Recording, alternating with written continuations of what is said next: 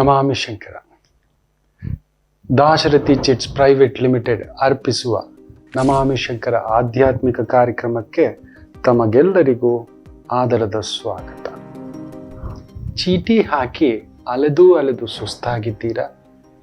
ಬೇರೆ ಬೇರೆ ರೀತಿಯ ಶ್ಯೂರಿಟಿಗಳನ್ನು ಕೇಳಿ ನಿಮ್ಮ ತಲೆ ತಿಂತಿದ್ದಾರ? ಚೆಕ್ ಬೌನ್ಸ್ ಚಾರ್ಜಸ್ ಹಾಕ್ತಿದ್ದಾರಾ? ನಿಮ್ಮ ಸಿಬಿಲ್ ಸ್ಕೋರ್ ಕೇಳ್ತಿದ್ದಾರಾ? ಪರ್ಸನಲ್ ಶ್ಯೂರಿಟಿ ಕೇಳ್ತಿದ್ದಾರಾ? ಗೌರ್ಮೆಂಟ್ ಶ್ಯೂರಿಟಿ ಕೇಳ್ತಿದ್ದಾರಾ? ಇಲ್ಲವೇ ಬಾಂಡ್ ಶ್ಯೂರಿಟಿ ಕೇಳ್ತಿದ್ದಾರಾ? ಇದು ಯಾವುದೂ ಇಲ್ಲದೆ ಒಂದೇ ಒಂದು ಸಣ್ಣ ಶ್ಯೂರಿಟಿ ಮುಖೇನ 30 ನಿಮಿಷದಲ್ಲಿ ಪ್ರಪ್ರಥಮ ಬಾರಿಗೆ ಭಾರತದಲ್ಲಿ ನಿಮ್ಮ ಚೀಟಿ ದುಡ್ಡು ನಿಮ್ಮ ಕೈಗೆ. ತಡ ಯಾಕೆ? ಹಿಂದೆ ಕರೆ ಮಾಡಿ ಈ ಕೆಳಗಿನ ಸಂಖ್ಯೆಗಳಿಗೆ. ನಮಾಮಿ ಶಂಕರ.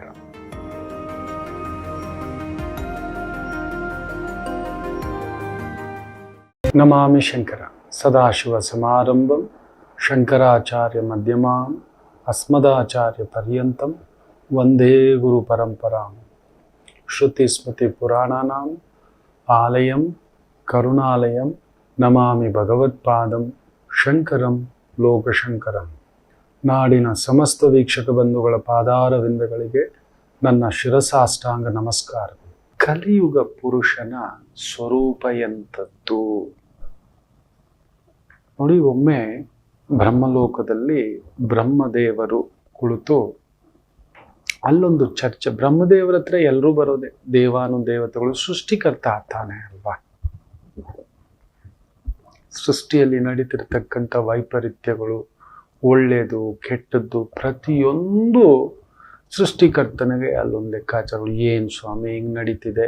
ಯಜ್ಞಗಳು ನಡೀತಿಲ್ಲ, ಯಾಗಗಳು ನಡೀತಿಲ್ಲ, ಒಳ್ಳೆ ಕಾರ್ಯಗಳಾಗ್ತಿಲ್ಲ, ಒಳ್ಳೆ ಕೆಲಸಗಳಾಗ್ತಿಲ್ಲ, ಒಳ್ಳೆ ನಾಯಕ, ಏನೋ ಒಳ್ಳೆಯದು ಕೆಟ್ಟದ್ದು ಎಲ್ಲದರ ಚರ್ಚೆಗಳು. ದೇವಾನುದೇವತೆಗಳು ಎಲ್ಲರೂ ಕುಳಿತು, ಬ್ರಹ್ಮಾದಿ ದೇವತೆಗಳು ಕುಳಿತು ಅಲ್ಲೊಂದು ಚರ್ಚೆ ಇದ್ದೇ ಇರ್ತಿತ್ತು. ಒಮ್ಮೆ ಇದೇ ರೀತಿ ಚರ್ಚೆ ಮಾಡಬೇಕಾದರೆ ಅಲ್ಲೊಂದು ವಿಶೇಷ ಪುರುಷನ ಪ್ರವೇಶ ಆಗುತ್ತೆ. ಈ ಕಲಿಯುಗ ಯಾವ ರೀತಿ ಇರುತ್ತೆ, ಮನುಷ್ಯ ಎಷ್ಟು ವಿಕಾರ ಆಗ್ತಾನೆ ಅನ್ನತಕ್ಕಂಥದರ ಒಂದು ಸ್ವರೂಪ ಕಲಿಪುರುಷ. ಅಲ್ಲೊಂದು ವಿಶೇಷ ಪುರುಷ ನೋಡಿದ್ರೆ ಪೂರ್ಣ ನಗ್ನ, ಒಂದೇ ಒಂದು ವಸ್ತ್ರ ಹೊದ್ಕೊಂಡಿದ್ದಾನೆ, ವಿಕಾರ ಮುಖ, ಕಣ್ಣೆಲ್ಲ ಕೆಂಡ, ಕಿವಿಗಳು ದೊಡ್ಡದು, ಮೂಗು ದೊಡ್ಡದು, ಬಾಯಿ ದೊಡ್ಡದು, ಕೈಗಳು ದೊಡ್ಡದು, ಎದೆ ಅಗಲ, ಕಾಲುಗಳು ಪಾದಗಳು ಕೂಡ ಅಷ್ಟೇ, ಬೆರಳುಗಳೆಲ್ಲ ಅಗಲ, ಬೆರಳುಗಳಿಗೆ ಕೂಡಿರಬೇಕು ಅಂತ ಅಗಲ. ನಡೀತಾ ಬರ್ತಿದ್ರೆ ಸಭೆಯೇ ಕಂಪಿಸ್ಬಿಡುತ್ತಂತೆ. ಯಾರಪ್ಪ ಇವನು ಅಂತ. ಒಂದೇ ಒಂದು ಕೆಳವದಕ್ಕೆ ಉದಿಸ್ಕೊಂಡು ಹೆಂಗ್ ಬರ್ತಾನೆ ಅಂದ್ರೆ, ನಾಲ್ಗೆ ಇಷ್ಟುದ್ದ ಬಿಟ್ಕೊಂಡು ಆ ನಾಲ್ಗೆನೇ ಹಿಂಗೆ ಇಟ್ಕೊಂಡು ಬಲಗೈಯಲ್ಲಿ, ಇದೇನೋ ಇದು ಇಷ್ಟುದ್ದ ನಾಲಿಗೆ ಹಿಂಗೆ ಇಟ್ಕೊಂಡು, ಅಲ್ಲಿ ಬೆಂಕಿ ಉಳ್ತಿರೋ ನಾಲಿಗೆ, ರಕ್ತ ಸುರಿಸ್ತಿರತಕ್ಕಂಥ ನಾಲಿಗೆ, ಅದನ್ನು ಹಿಡ್ಕೊಂಡಿದ್ದಾನೆ. ಕಣ್ಣುಗಳು ಕೆಂಡ, ರೌದ್ರ ಭೀಕರ ಭಯಂಕರ ರೂಪದಲ್ಲಿ ಬರ್ತಿದ್ದಾನೆ. ಬರ್ತಿದ್ದಾನೆ. ಎಡಗೈಯನ್ನು ಎಲ್ಲಿಟ್ಕೊಂಡಿದ್ದಾನೆ ಗೊತ್ತಾ? ತನ್ನ ಒಂದು ಮರ್ಮಾಂಗವನ್ನ ಹಿಂಗೆ ಇಟ್ಕೊಂಡು ಬರ್ತಿದ್ದಾನೆ. ಬಲಗೈಯಲ್ಲಿ ನಾಲಿಗೆಯನ್ನು, ಎಡಗೈಯಲ್ಲಿ ತನ್ನ ಮರ್ಮಾಂಗವನ್ನು. ಏನಯ್ಯ ಇದು? ಯಾರಯ್ಯ ನೀನು? ಈ ರೀತಿಯ ಒಂದು ಬ್ರಹ್ಮದೇವರ ಸಭೆಗೆ ಎಲ್ಲ ದೇವತೆಗಳು ಒಕ್ಕೋಲಿನಿಂದ ಕೇಳ್ತಾರೆ, ಬ್ರಹ್ಮದೇವರು ಕೂಡ ಕೇಳ್ತಾರೆ, ಯಾರು ನೀನು? ಏನು ಹಿಂಗ್ ಬರ್ತಿದ್ದೀಯ ಅಂತ. ನಾನೇ ಕಲಿಪುರುಷ ಅಂತ ಹೇಳ್ತಾರೆ. ಕಲಿಯುಗ ಆರಂಭ ಅಲ್ವಾ, ನಾನು ಈ ರೂಪದಲ್ಲೇ ಹೋಗ್ತಿರೋದು ಅಂತ. ಇದು ಸರಿ, ಏನು ಈ ಪಾಟಿ ಅಭಾಸ? ಮರ್ಮಾಂಗವನ್ನ ಎಡಗೈಯಲ್ಲಿ ಯಾರಾದ್ರೂ ಈ ರೀತಿ ಬರ್ತಾರ? ಒಂದೊಂದು ವ್ಯಕ್ತಿಗೆ ಒಂದೊಂದು ನಿಯಮ ಉಂಟು. ಸದಾ ಒಂದು ಪ್ರಸನ್ನ ಇರತಕ್ಕಂಥ ಒಂದು ಶಕ್ತಿಗಳು ನಿನಗೆ ಪ್ರಕೃತಿ ಕೊಟ್ಟಿದೆ. ಅಂದ್ರೆ ನೀನೇನು ಈ ರೀತಿ ಬರ್ತಿದ್ಯಲ್ಲ, ನಾಲಿಗೆನ ಈ ಥರ ಕೆಂಡ ನಾಲಿಗೆ, ರಕ್ತದ ನಾಲಿಗೆ ಹಿಂಗೆ ಹಿಡ್ಕೊಂಡು, ಬಲಗೈಯಲ್ಲಿ ಬೀಭತ್ಸವಾಗಿ, ಕಣ್ಣುಗಳೆಲ್ಲ ಕೆಂಡ ಬಿಟ್ಕೊಂಡು, ಕಿವಿಗಳಿಷ್ಟು ದಪ್ಪವಾಗಿ, ಮೂಗಿಷ್ಟು ದಪ್ಪವಾಗಿ, ಬಾಯಿ ಇಷ್ಟು ಅಗಲ ಮಾಡಿಕೊಂಡು, ಜೊಲು ಸುರಿಸ್ಕೊಂಡು, ಆ ಅಂಟಂಟು ಭಾವದಲ್ಲಿ ಪ್ಲಸ್ ಅದರ ಜೊತೆಯಲ್ಲಿ ಮರ್ಮಾಂಗವನ್ನು ಕೂಡ ಎಡಗೈಯಲ್ಲಿ ಹೆಂಗೆ ಹಿಡ್ಕೊಂಡು ಬರ್ತಿದ್ಯಲ್ಲ, ಏನಯ್ಯ ಇದು? ಸಭಾ ಮರ್ಯಾದೆ ಇದೆ. ಕಲಿಯುಗವೇ ಹೀಗೆ ಅಂತ ಹೇಳ್ತಾರೆ. ಬಿಡಿಸಿ ಹೇಳು ಅಂತ ಹೇಳ್ತಾರೆ. ನೋಡಿ, ಇವತ್ತು ನಡೆಯುತ್ತಿರುವ ಕಲಿಯುಗದ ಪ್ರತಿಯೊಂದು ಕಾರ್ಯಕ್ಕೂ ಆತ ಹೇಳ್ತಾನೆ, ಕಲಿಯುಗದಲ್ಲಿ ಮನುಷ್ಯನಿಗೆ ಇವೆರಡೂ ನಿಯಂತ್ರಣ ಇರೋಲ್ಲ ಅಂತ. ಒಂದು ನಾಲಿಗೆ, ಅವನ ದೃಷ್ಟಿ, ಮುಖ್ಯವಾಗಿ ಅವನ ನಾಲಿಗೆಯ ಹೊಲಸು, ತಿನ್ನೋದೆಲ್ಲ ಅವನಿಗೆ ನಿಯಂತ್ರಣ ಇಲ್ಲ. ಎಷ್ಟಿಟ್ರು ಇನ್ನೊಂದು ಮಗದೊಂದು ರುಚಿಯೊಂದು ಅನ್ನತಕ್ಕಂಥ ನಾಲಿಗೆ ಯಾವ ಕ್ಷಣಕ್ಕೆ ಏನು ಮಾತಾಡ್ತಾನೆ.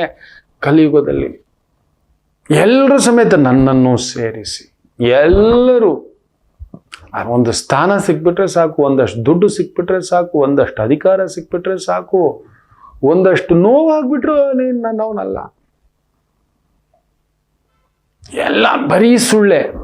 ಅವನ ನಾಲಿಗೆಯೇ ಸುಳ್ಳು, ನಾನಾ ರುಚಿಗಳನ್ನ ಬಯಸ್ತದೆ. ಇವತ್ತು ನೋಡಿ, ನೀವೆಲ್ಲಾದ್ರೂ ನೋಡಿ, ಹೋಟೆಲ್ಗಳು ತುಂಬಿ ತುಳುಕ್ತಿದ್ದಾವೆ ಅಂದ್ರೆ ಅವನ ನಾಲಿಗೆಯ ರುಚಿಯೇ.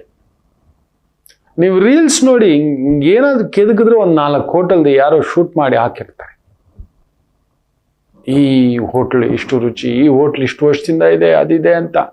ನೋಡಿದ್ರೆ ಬರೀ ಹೋಟೆಲ್ಸೇ, ಇಲ್ಲೊಂದು ಹೋಟ್ಲು ಅಲ್ಲೊಂದು ಹೋಟ್ಲು. ತಗೊಳ್ಳಿ, ಯಾವ್ದಾದ್ರು ಒಂದು ಬ್ರ್ಯಾಂಡ್ ಹೆಸರಾಗ್ಬಿಟ್ಟಿದೆ ಅಂದ್ರೆ ಅದರ ಕಾಪಿ ಕ್ಯಾಟು 100 ಶುರು ಹಚ್ಕೋಬಿಟ್ಟಿದ್ದಾವೆ.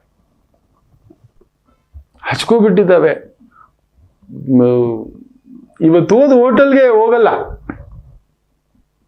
ಇವತ್ತು ಹೋದ ದೇವಸ್ಥಾನಕ್ಕೆ ಇನ್ನೊಂದ್ಸಲಿ ಹೋಗಲ್ಲ. ಇಲ್ಲಿರೋ ಬಾಲಾಜಿ ಬಿಟ್ಬಿಟ್ಟು ಅಲ್ಲಿರೋ ಬಾಲಾಜಿ, ಚಿಕ್ಕ ಬಾಲಾಜಿ, ದೊಡ್ಡ ಬಾಲಾಜಿ, ಮಲಗಿರೋ ಬಾಲಾಜಿ, ಎದ್ದಿರೋ ಬಾಲಾಜಿ, ಕುಣಿತಿರೋ ಬಾಲಾಜಿ, ನಿಂತಿರೋ ಬಾಲಾಜಿ, ಲಕ್ಷ್ಮಿ ಜೊತೆ ಬಾಲಾಜಿ, ಭೂದೇವಿ ಜೊತೆ ಬಾಲಾಜಿ, ಪದ್ಮಾವತಿ ಜೊತೆ ಬಾಲಾಜಿ, ಈ ತರ ಹುಡುಕೊಂಡೇ ಹೋಗೋದು ನಮ್ಮ ಮನಸ್ಸು. ಮನೆಯಲ್ಲಿರೋ ಬಾಲಾಜಿಗಳನ್ನ ಬಿಟ್ಬಿಟ್ಟು, ಈ ಮನೆಯಲ್ಲಿರೋ ರಾಮನನ್ನ ಬಿಟ್ಬಿಟ್ಟು ಇಲ್ದಿರೋ ರಾಮನನ್ನೆಲ್ಲ ಹುಡ್ಕೊಂಡು ಹೋಗೋದು. ಈ ರುಚಿಯ ನಾಲಿಗೆ. ಎಷ್ಟು ಒಳ್ಳೇದು ಮಾಡಿದರೂ ತನಗೊಳ್ಳೇದಲ್ಲ ಅಂದ ತಕ್ಷಣ ಆ ವ್ಯಕ್ತಿ ಕ್ರುದ್ಧನಾಗಿ ಬಿಟ್ಟ. ಏನ್ ಬೇಕಾದ್ರೂ ಆಡಿಬಿಡ್ತಾನೆ ಅವನು. ತಾನು ಮಾತನಾಡಿದ್ದೇ ಸರಿ, ತಾನು ಹೇಳಿದ್ದೇ ಸರಿ, ತನ್ನ ನುಡಿಯೇ ಸರಿ. ಇವತ್ತು ನೋಡಿ, ಭಾಷೆಯಿಂದ ಹಿಡಿದು ಪ್ರತಿಯೊಂದು ಅವನ ನಾಲಿಗೆ ನಿಯಂತ್ರಣ ಇದೆಯಾ? ಯಾವ ನಿಮಿಷಕ್ಕೆ ಏನ್ ಮಾತಾಡಿ ಏನ್ ಬೆಂಕಿ ಹಚ್ತಾರೆ ಅಂತ ಭಯ ಆಗುತ್ತೆ. ಅದರಲ್ಲಂತೂ ಕೆಲವು ಪ್ರಾಂತ್ಯಗಳಂತೂ ಕೇಳಲೇಬೇಡಿ. ಯಾವಾಗ್ಲೂ ಪೊಲೀಸವರು ಅಲರ್ಟ್ ಆಗಿರ್ಬೇಕು. ಒಂದು ವರ್ಷ ಅಲ್ಲಿ ಪಾಪ ದಕ್ಷ ಅಧಿಕಾರಿಗಳನ್ನ ಹಾಕಿದ್ರು ಕೂಡ ಅವ್ರನ್ನು ಕೂಡ ಟ್ರಾನ್ಸ್ಫರ್ ಮಾಡಬೇಕಾಗ್ತಾರೆ. ಅಂಥದ್ದೊಂದು ಉದ್ವಿಗ್ನ ಸ್ಥಿತಿ ಬರೀ ಬಾಯಲ್ಲಿ. ಇವತ್ತು ಬೇರೆ ಫೇಸ್ಬುಕ್ ಬೇರೆ ಬಂದ್ಬಿಟ್ಟಿದೆ. ಟ್ವಿಟ್ಟರ್ ಅಂತೆ, ಫೇಸ್ಬುಕ್ ಅಂತೆ, ಇನ್ಸ್ಟಾಗ್ರಾಮ್ ಅಂತೆ, ನಾನಾ ರೀತಿಯದ್ದು OTT ಚಾನೆಲ್ಗಳು, ಯೂಟ್ಯೂಬ್ ಚಾನೆಲ್ಗಳು, ಬೆಂಕಿ ಹಚ್ಚುವಂತ ಮಾತುಗಳೇ. ಬೆಂಕಿ ಹಚ್ಚು. ನಾಲಿಗೆ ಕಾರಣ. ತನ್ನ ನಾಲಿಗೆ ಏನು ಮಾತಾಡ್ತಾನೆ, ಇದರಿಂದ ಎಷ್ಟು ಜನಕ್ಕೆ ಗಾಯ ಆಗುತ್ತೆ, ಎಷ್ಟು ಜನಕ್ಕೆ ನೋವಾಗುತ್ತೆ, ಎಷ್ಟು ಜನಕ್ಕೆ ಬಾಧೆ ಆಗುತ್ತೆ. ಇಲ್ಲ, ಅವನ ನಾಲಿಗೆ ನಿಯಂತ್ರಣ ಇರುವುದಿಲ್ಲ, ರುಚಿಯೂ ನಿಯಂತ್ರಣ ಇಲ್ಲ. ಮುಖ್ಯವಾಗಿ ರುಚಿ. ಯಾವಾಗ ರುಚಿ ಮೇಲೆ, ಜಿಹ್ವ ಮೇಲೆ ರುಚಿ ಇಲ್ಲವೋ ಮುಗೀತು. ನೋಡಿ, ಒಮ್ಮೆ ಈ ಒಂದು ಚಪ್ಪರದ ಅವರೆಕಾಯಿ ಅಂತ ಹೇಳ್ತೇವೆ ನಾವು ಕನ್ನಡದಲ್ಲಿ, ತೋಟಕೂರ ಅಂತ ಹೇಳಿಬಿಟ್ಟು ತೆಲುಗಿನಲ್ಲಿ ಹೇಳ್ತಾರೆ. ಮಹಾಸ್ವಾಮಿಗಳು, ಗುರುಗಳು ಪ್ರಸಾದಕ್ಕೆ ಒಮ್ಮೆ ಅಡಿಗೆಯವ ಪ್ರಸಾದವಾಗಿ ಮಾಡಿ ಆ ಒಂದು ಚಪ್ಪರದ ಅವರೆಕಾಯಿ ಹಾಕಿ ಒಂದು ಹುಳಿ ಕಾಳು ಎಲ್ಲ ಹಾಕಿ ಮಾಡಿದ್ರೆ ತಿಂತ ಚೆನ್ನಾಗಿದೆಪ್ಪ ಈ ಅವರೆಕಾಯಿ ರುಚಿ ಅಂತ ಹೇಳ್ಬಿಟ್ರಂತೆ. ನೋಡಿ, ನಂಬಲ್ಲ, ಆತನಿಗೆ ತಲೆ ಕೆಟ್ಟುಬಿಡ್ತು.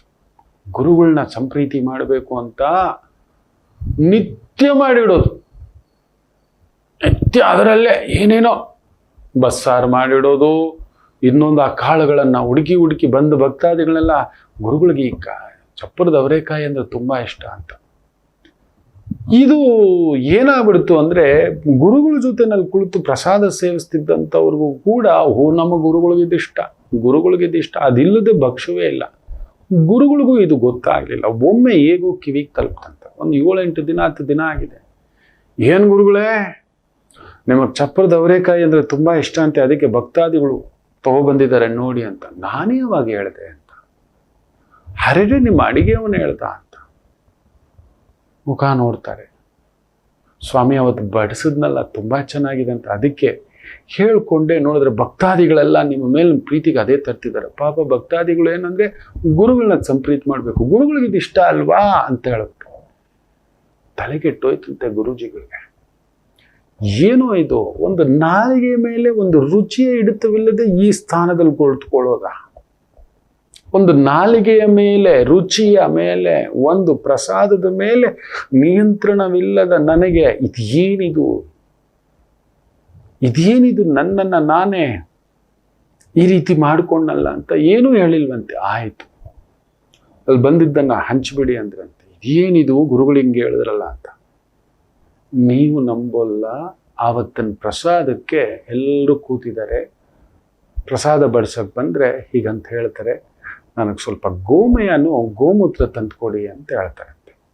ಸರಿ ಇರಲಿ, ಗುರುಗಳದ್ದು ಸಡನ್ನಾಗಿ ಒಂದೊಂದು ಸಂಕಲ್ಪಗಳು ಏನೇನೋ ಇರುತ್ತೆ, ಅದಕ್ಕೆ ಗುರುಗಳ ಹಿಂದ್ಗಡೆ ಹೋಗಬಾರ್ದು ಅಂತ ಹೇಳೋದು. ಗುರುಗಳನ್ನ ಫಾಲೋ ಮಾಡೋದು ಕಷ್ಟ, ತುಂಬ ಕಷ್ಟ. ತುಂಬ ತಿಳಿದವರು ನಾವೇ ಹೇಳ್ತೇವೆ, ನನ್ನ ಹತ್ರಕ್ಕೆ ಬರಬೇಡಿ, ಮುಟ್ಲುಬೇಡಿ, ನಿಂತ್ಕೊಳ್ಳಿ ದೂರ ಅಂತ. ನಮ್ಮ ಹುಚ್ಚುತನಗಳು ಬೇರೆ, ನಮ್ಮ ಆಲೋಚನೆಗಳು ಸಡನ್ನಾಗಿ ನಾವು ಏನು ಮಾಡ್ತೀವಿ ನಮ್ಗೆ ಗೊತ್ತಿಲ್ಲ. ನಾನು ಗುರು ಅಲ್ಲ, ಅವರ ಮಾರ್ಗದರ್ಶನ ಅವರ ಅಣುವಷ್ಟು ಅನ್ನೋಕ್ಕಂತೆ. ನೋಡಿದ್ರೆ ಗೋಮಯವನ್ನ ಒಂದು 3 ತುತ್ತೋ 5 ತುತ್ತೋ ಮಾಡ್ಕೋತಾರೆ. ಹೀಗೆ ಪ್ರಸಾದ ಆರಂಭ ಮಾಡಿ ಅಂದ್ರೆ ಗುರುಗಳ ತಟ್ಟೆನಲ್ಲಿ ಏನೂ ಇಲ್ಲ, ಬೇಡ ಅಂತ ಹೇಳಿಬಿಟ್ಟಿದ್ದಾರೆ. ಮಹಾಪ್ರಸಾದ ಅಂತೇಳಿ ಅನ್ನಪೂರ್ಣೇಶ್ವರಿ ಮಂತ್ರ ಹೇಳ್ಕೊಂಡು ಅದನ್ನ ನಾಲ್ಗೆಗಿಟ್ಟು ಗೋಮೂತ್ರಂ ಇನ್ನೊಂದು ತುತ್ತು ಗೋಮೂತ್ರಂ ಇನ್ನೊಂದು ತುತ್ತು ಗೋಮೂತ್ರಂ ಸೇವಿಸಿ ಅಂತ ಗುರುಗಳು ಆಜ್ಞೆ ಮಾಡಿದ್ಮೇಲೆ ತಿನ್ಬೇಕು. ಕುಳಿತಿರೋರು ಭಕ್ತಾದಿಗಳು ನೋಡ್ತಿದ್ದಾರೆ. ಗುರುಗಳು ತಂಪಾಡಿಗೆ ಡನ್. ನೋಡಿದ್ರೆ ಮಾರನೇ ದಿನಾನೂ ಇದೇ ಕತೆ, 3ನೇ ದಿನಾನೂ ಇದೇ ಕತೆ, 4ನೇ ದಿನಕ್ಕೆಲ್ಲ ಕಂಪಿಸ್ಬಿಟ್ಟಿದ್ರು. ಗುರುಗಳು ಏನೂ ತಿಂತಿಲ್ಲ, ಇದೇನಿದು ಅಂತ ಹೇಳಿಬಿಟ್ಟು ಅವರ ಬಲಭುಜ ಇನ್ನೊಂದು ತಿರ್ತಾರಲ್ವ ಅವ್ರ ಹತ್ರ, ಸ್ವಾಮಿ ಹಿಂಗಾಗ್ಬಿಟ್ರೆ ಹೇಗೆ ಗುರುಗಳು ಜೀವಕ್ಕೆ. ಗುರುಗಳು ನೋಡಿದ್ರೆ ಏನೋ ಮನ್ಸಿಗೆ ಹಚ್ಕೊಬಿಟ್ಟಿದ್ದಾರೆ, ಪ್ರಸಾದ ಸೇವಿಸ್ತಿಲ್ಲ, ಗೋಮಯವನ್ನು ಸೇವಿಸ್ತಿದ್ದಾರೆ ಅಂತ. ಎಲ್ಲ ಸೇರ್ಕೊಂಡು ಗುರುಗಳ ಹತ್ರ ಬಂದು, ನಮ್ಮಿಂದ ಏನೋ ತಪ್ಪಾಗ್ಬಿಟ್ಟಿದೆ, ಕ್ಷಮಿಸಿದ್ರೆ. ನಿಮ್ಮಿಂದಲ್ಲ, ನನ್ನದೇ ತಪ್ಪು. ಏನು ಪ್ರಸಾದ ಇತ್ತೋ ಅಮ್ಮನವರ ಪ್ರಸಾದ ಅಂತ ಸೇವಿಸ್ಬೇಕಿತ್ತೆ ನಾನು ವಿನಃ ನಾನು ತಿಂತ ರುಚಿಯಾಗಿದೆ ಅಂತ ಹೇಗೆ ಹೇಳಿದೆ ನಾನು. ಅದು ಅವನ ತಲೆ ಕೆಡಿಸ್ತು, ಬುದ್ಧಿ ಕೆಡಿಸ್ತು, ಮನಸ್ಸು ಕೆಡಿಸ್ತು. ಅದನ್ನು ತಗೊಂಡು ಇನ್ನೊಂದು 4 ಜನ ಕೇಳಿದ, 4 ಜನ 40 ಜನ ಕೇಳಿ ಬರೋರೆಲ್ಲ ತೋಟದ ಅವರೇಕಾಯಿ ತರ್ತಿದ್ದಾರೆ, ಅದರಲ್ಲೇ ಅಡಿಗೆಗಳು ಮಾಡಿ ಬಡಿಸ್ತಿದ್ದಾನೆ. ಒಂದು ನಾಲಿಗೆಯ ಮೇಲೆ ನಿಯಂತ್ರಣ ಇಲ್ಲದವನು ನಾನು ಇನ್ನೇಗೆ, ಅದಕ್ಕೆ ನನಗೆ ನಾನೇ ಶಿಕ್ಷೆ ವಹಿಸ್ಕೊತಿದ್ದಾನೆ. ಒಂದು ಈ ಪೀಠದ ಮೇಲೆ ಕುಳಿತ ಮೇಲೆ ನಾಲಿಗೆಯ ನಿಯಂತ್ರಣ ಇರಬೇಕು, ಜಿಹ್ವೆಯ ಮೇಲೆ, ರುಚಿಯ ಮೇಲೆ. ಆಗಲೇ ಇನ್ನೆಲ್ಲವನ್ನ, ಅದನ್ನೇ ಕಂಟ್ರೋಲ್ ಇಲ್ಲ ಅಂತ ಹೇಳಿದ ಮೇಲೆ ಇನ್ನು ಎಲ್ಲ ಹೋಯ್ತು.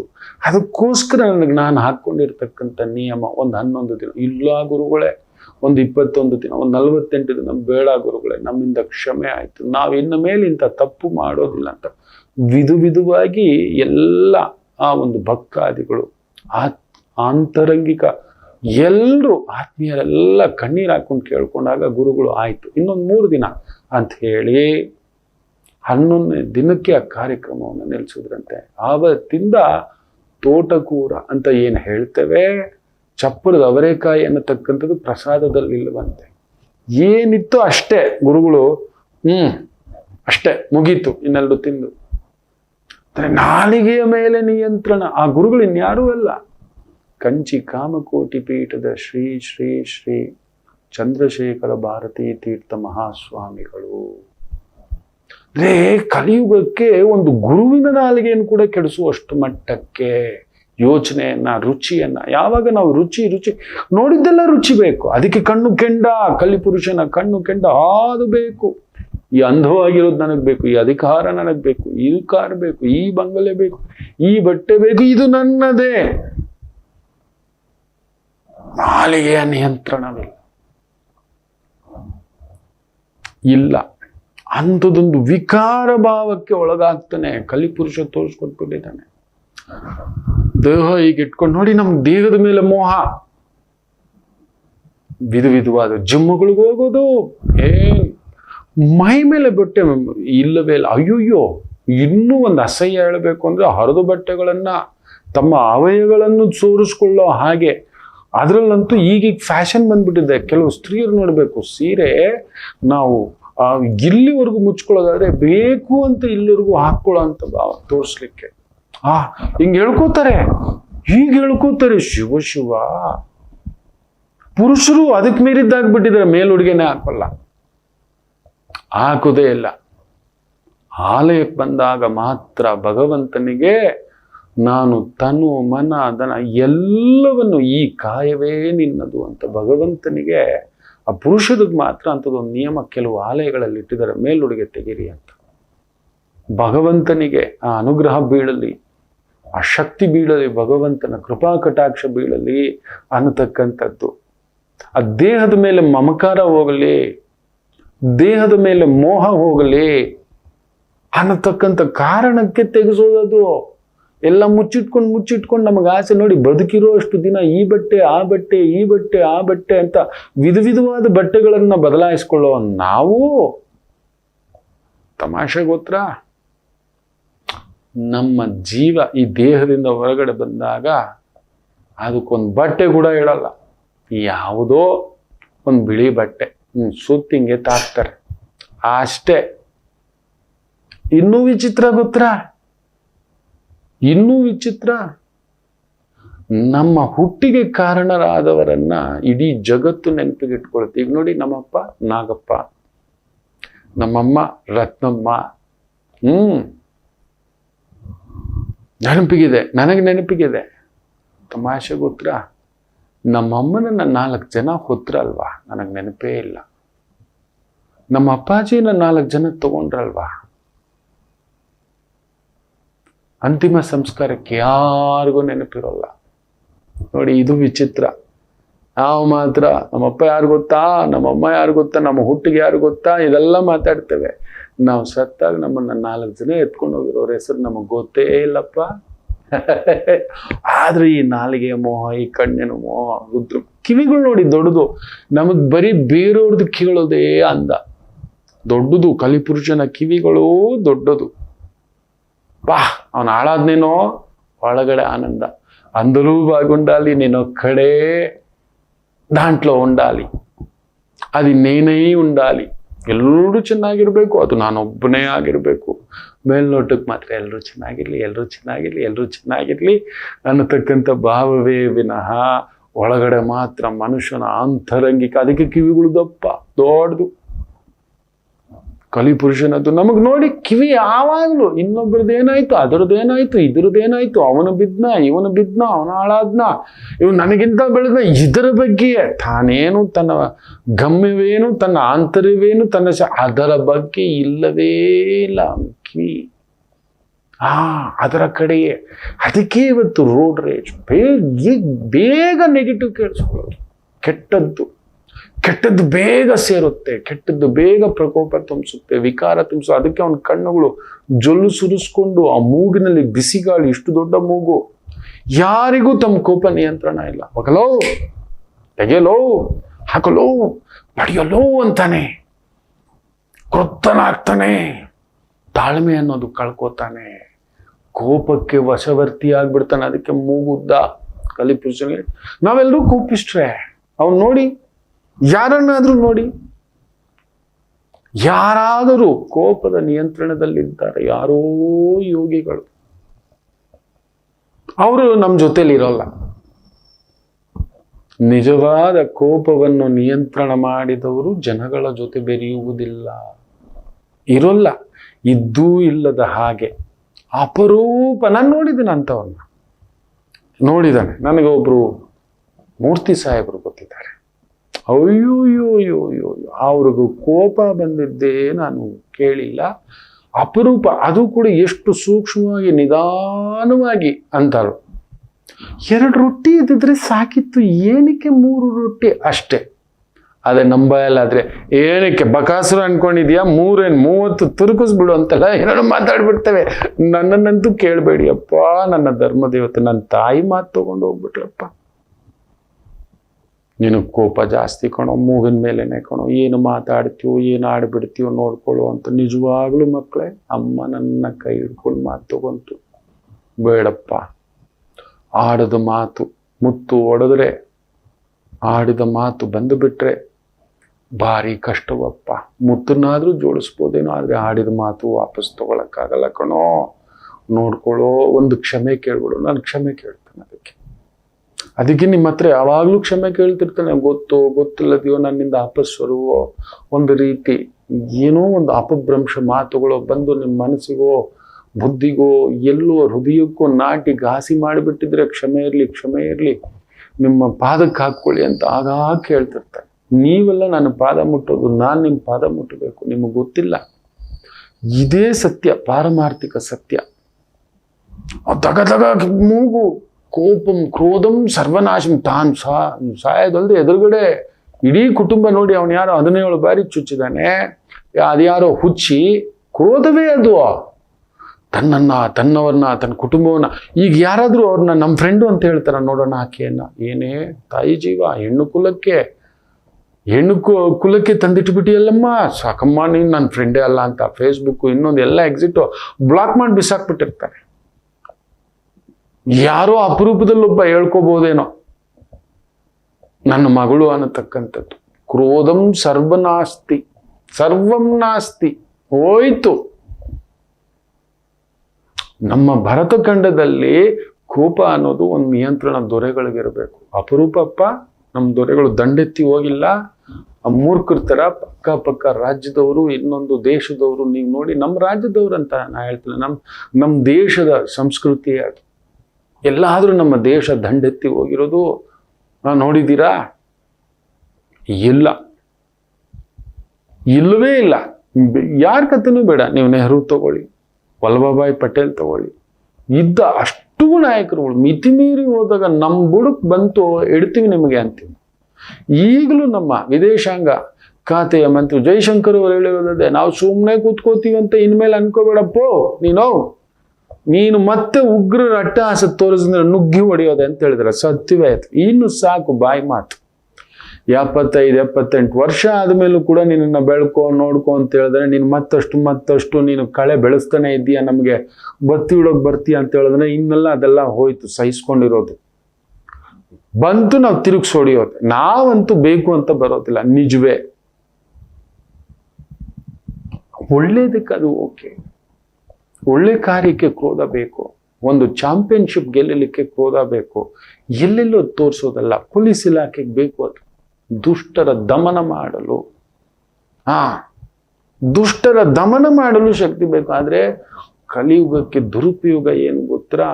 ಏನೇನಕ್ಕೂ ಬಳಸ್ಕೊಳ್ಳೋದು. ಅದ್ರಲ್ಲಿ ನಂಬರ್ 1 ಫ್ರಾಡ್ ಅಮೇರಿಕ. ಆದ್ರೆ ನಮ್ಮ ಹುಚ್ಚೇನಂದ್ರೆ ಅಮೇರಿಕಕ್ಕೆ ಹೋಗಿ ಕೆಲಸ ಮಾಡಿದ್ರೆ ನಾವು ಉದ್ಧಾರಕ ಅಂತ ಒಂದು ಪಕ್ಕ ವೈಟ್ ಕಾಲರ್ ಉಗ್ರಗಾಮಿಗಳು, ನಂಬರ್ 1 ಫ್ರಾಡ್ಗಳು ಅವರು. ಇಡೀ ಪ್ರಪಂಚದ ಯುದ್ಧೋನ್ಮಾದ ಅಮೇರಿಕದಿಂದ ಉತ್ಪತ್ತಿ. ಹೌದು, ಇಡೀ ಪ್ರಪಂಚದ ಯುದ್ಧೋನ್ಮಾದ ಅವರಿಂದಲೇ.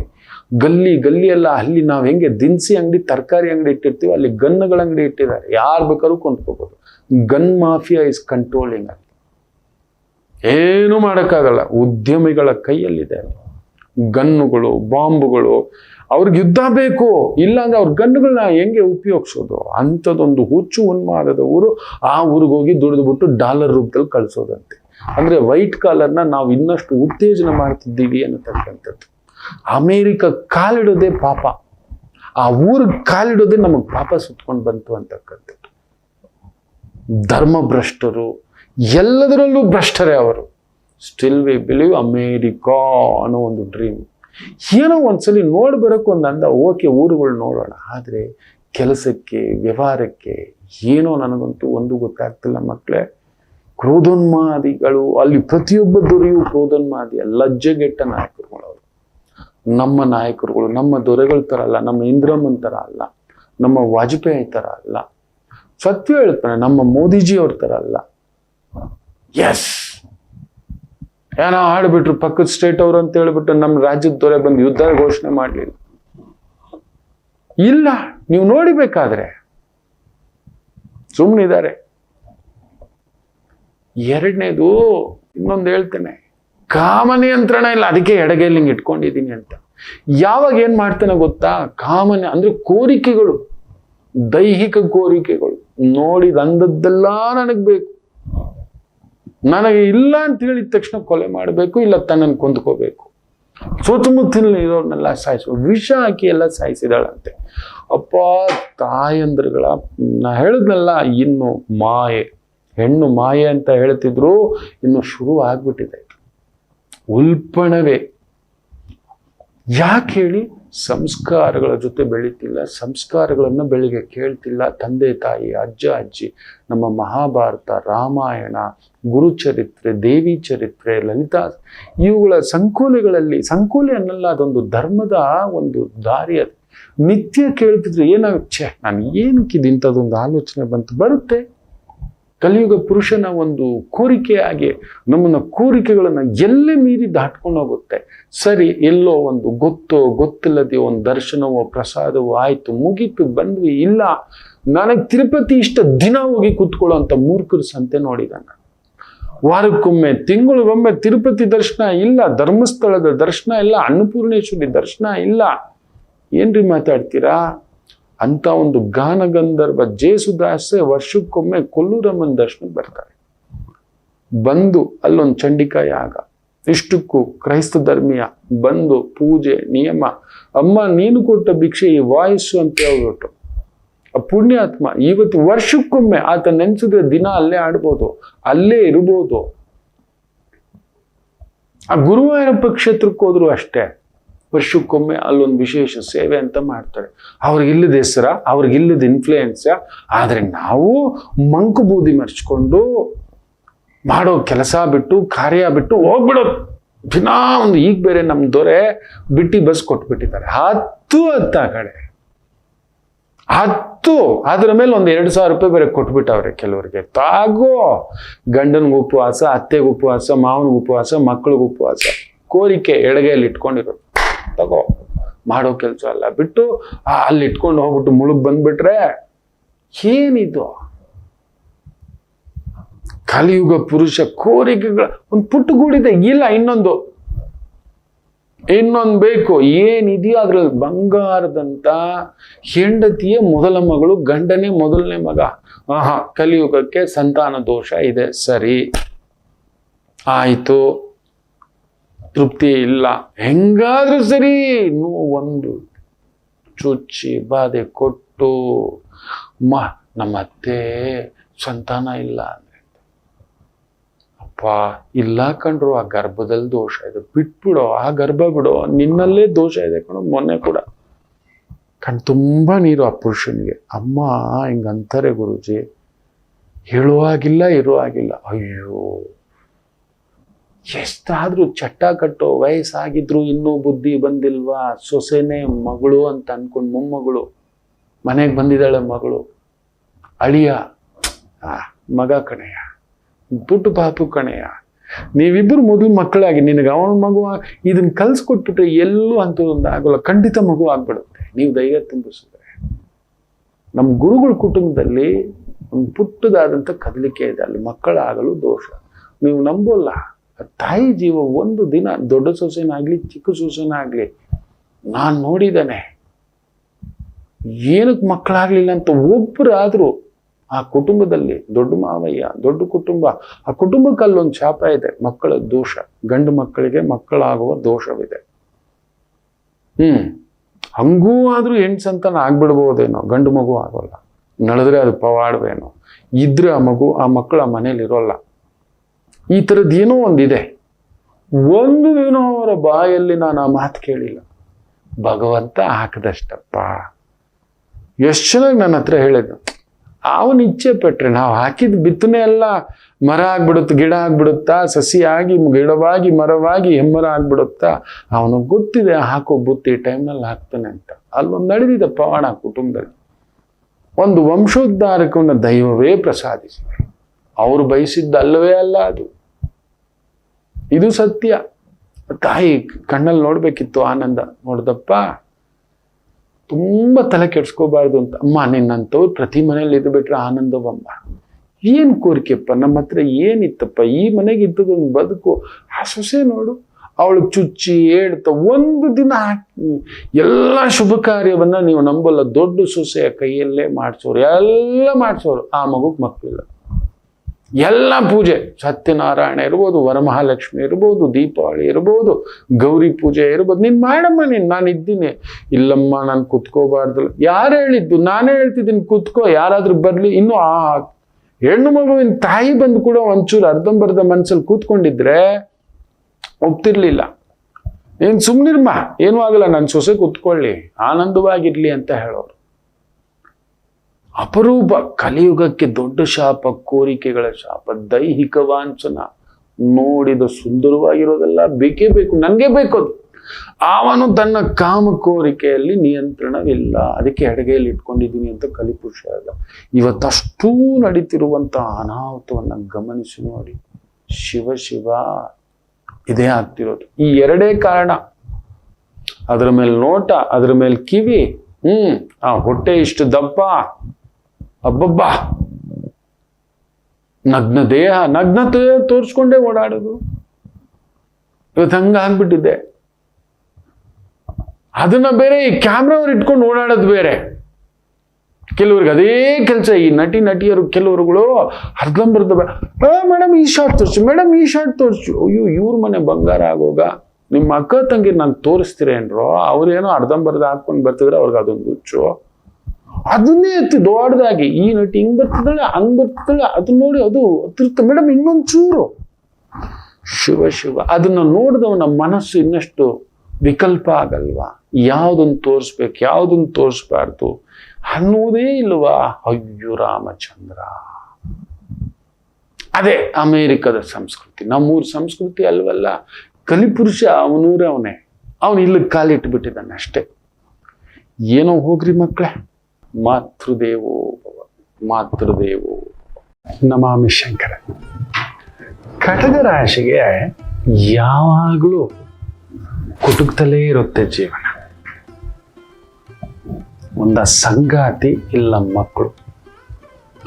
ಹಾಗೆ ಮೀನು ರಾಶಿಯವರಿಗೆ ಒಂದು ತಂದೆ ಇಲ್ಲ ತಾಯಿ, ಇವರಿಂದ ದೂರ ಇರ್ತೀರಿ, ಇಲ್ಲ ಹತ್ರಕ್ಕೆ ಹೋದಷ್ಟು ನೋವು ತಿಂತೀರಿ.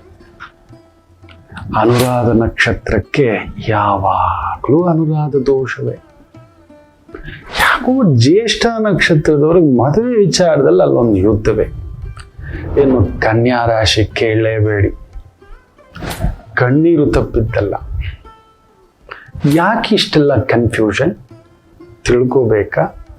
ಫೋನಿನ ಮುಖಾಂತರವೇ ನಿಮ್ಮ ಸಮಸ್ಯೆಗಳಿಗೆ ನಾವು ನಿಮ್ಮ ಜೊತೆ ಇದ್ದು ಪರಿಹಾರ ಕೊಡ್ತೇನೆ. ನಾನು ನಿಮ್ಮ ಪ್ರೀತಿಯ ರವಿಶಂಕರ್ ಗುರೂಜಿ.